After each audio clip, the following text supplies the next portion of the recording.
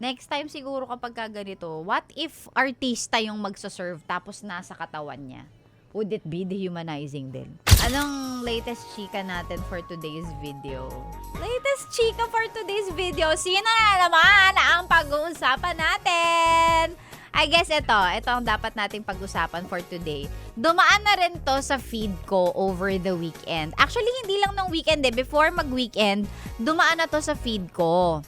Okay? Pinag-uusapan ng isang beauty vlogger content creator na si Tony Sia, all because of this story she posted when she attended an event. Tapos dun sa event na yon, ganito yung means of, serving some of their I don't know, appetizer or parang part of the menu, ganyan. Nasa katawan ng tao yung pagkain na isiniserve niya. Hindi lang basta nakalagay sa tray.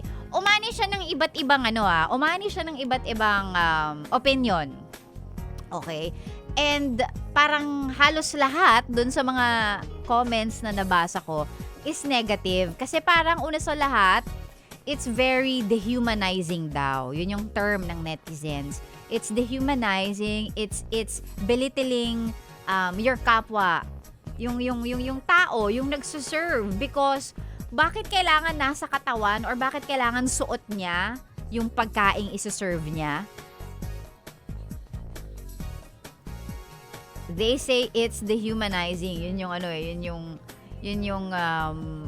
yung common word, no, na nakikita ko. Though meron ding may ibang mga tao na nagsabi na hindi, ginagawa na yan internationally. And there's also one post na nakita ko na parang ang sabi niya, ang ganda sana na medyo kumikeep up na daw yung Pilipinas when it comes to yung ganitong mga innovation when it comes to hospitality, ganyan, kung anek-anek, 'di ba? Yung being creative on how to serve yung pagkain, yung presentation, ganyan. Maganda daw sana kasi nagiging creative and nakaka-keep up na daw ang Pilipinas. But I don't know. Parang ito yung peg nila, tingnan mo, may ganyan.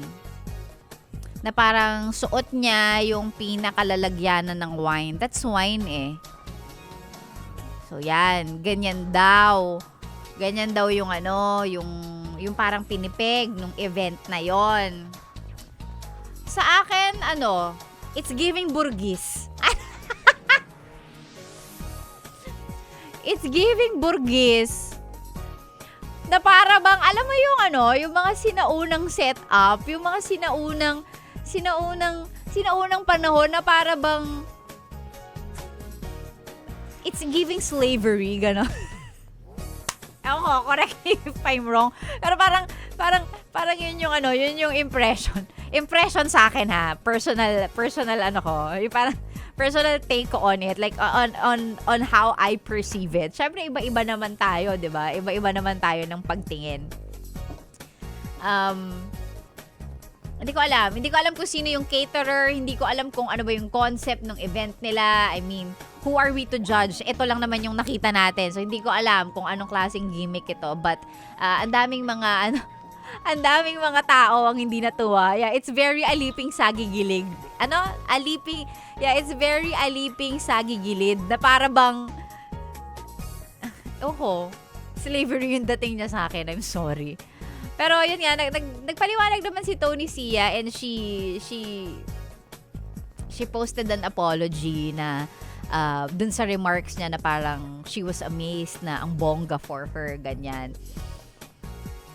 Sabi niya, I attended an event to celebrate an important milestone in their field. In the moment, I felt overwhelmed by the scale and atmosphere of the event, and I posted a video with a caption that did not fully reflect the respect I have for the people and work involved. It was never my intention to belittle or disrespect anyone. I take full accountability of my lapse in judgment and for the impression I caused. I have taken time to listen, reflect, and learn from this experience so I can be more mindful moving forward. To everyone affected, I am truly sorry. I appreciate the feedback and will continue to reflect on my actions. Hindi ko rin maintindihan yung part na bakit siya nag-sorry.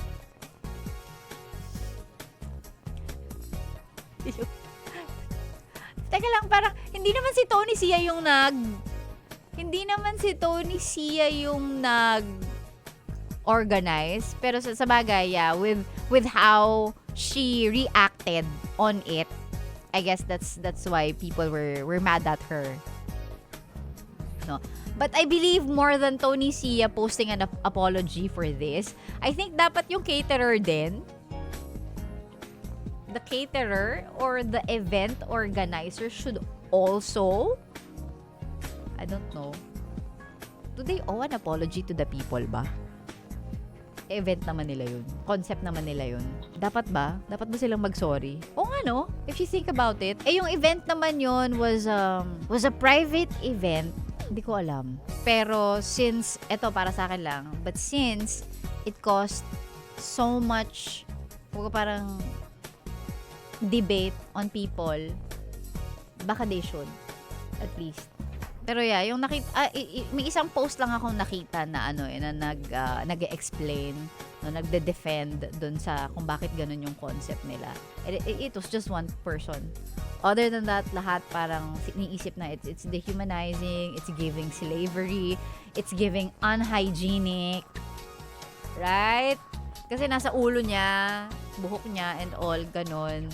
I guess if this is a thing internationally, it's safe to say that here in the Philippines, we're not ready yet for that kind of presentation with that kind of concept. Hindi pa siya para sa atin. And there's also one comment no na nabasa ko. I guess dehumanizing siya, it's because alta yung nandun sa event. Mga alta yung nasa event. Next time siguro kapag ganito, what if artista yung magsaserve tapos nasa katawan niya? Would it be dehumanizing din? Or papayag kaya yung artista? Kung artista yung magsaserve. Or if you are the host of the event, like, ikaw yung nagpa-party.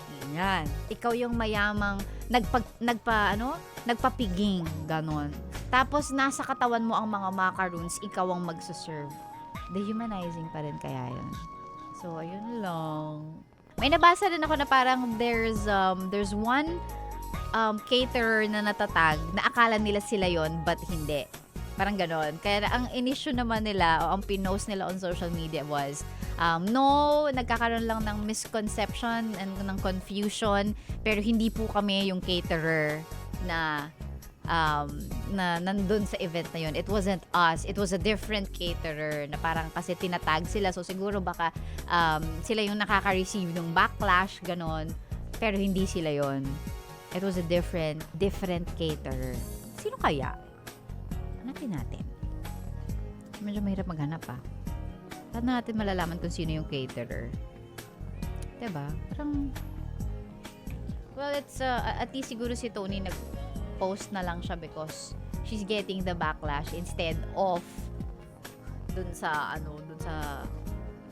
kung sino man yung nagpo-organize ng event. But yeah. Diba? Yung question ko kanina was, si Tony Sia ba yung dapat mag-apologize?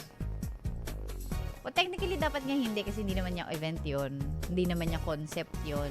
At least, ang dapat ang nagpapaliwanag is yung organizer and yung kung sino yung nagpa-event. Kung iisipin nga natin, dapat pa ba nila magpaliwanag? Dapat pa ba sila magpaliwanag? I-event naman nila yun. But yeah, since it costs so much, you know, na-stir ang iba't ibang opinion ng mga tao, then, yeah. Ano pang ginagawa mo dito, ha? Sinasabi ko na nga ba eh. Solid yes friend ka talaga. Dahil nandito ka na rin lang, sige na, mag-like at mag-comment ka na. Mag-subscribe ka na rin at i-click ang notification bell. Para mapasali ka sa mga kalokohan namin. Bawal na bawal mag-no dito, ha? Kasi yes to yes!